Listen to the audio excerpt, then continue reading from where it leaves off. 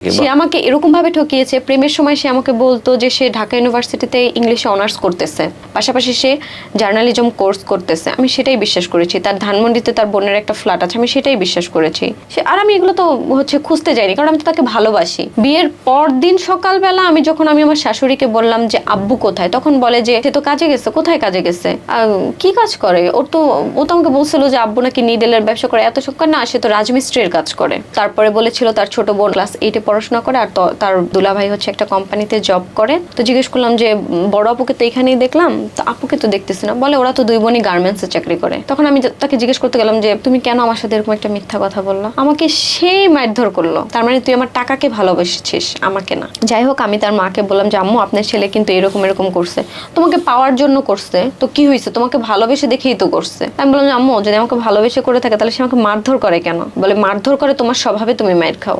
1 মাস পরেই আমার ইন্টার পরীক্ষা। তো আমি তো জানতাম সে ইংলিশে অনার্স করতেছে, তো আমার ইংলিশগুলো তো সে ইজিলি করতে পারবে। তো বলতাম যে আমাকে একটু এটা বোঝাই দেওয়ার পরে, এখন ভালো লাগতেছে না, সর, এখন পারবো না। তখন আমি জানতাম না যে সে আদৌ ইন্টার পাসটাও করেনি। ঘর গোছাইতে গোছাইতে তাদের ওয়ার্ড্রফের ভিতরে দেখলাম রেজিস্ট্রেশন কার্ড। সার্চ করার পরে দেখি যে ওনার 3 সাবজেক্টে ফেল। আমি বললাম যে তুমি কেন আমাকে এরকম মিথ্যা কথা বললা? তুমি তো ফেল করছো। আমাকে আমি এরকম বসা অবস্থায় ছিলাম, আমাকে একটা লাথি মেরে দেয়ালের সাথে নিয়ে ফেলাই দিস।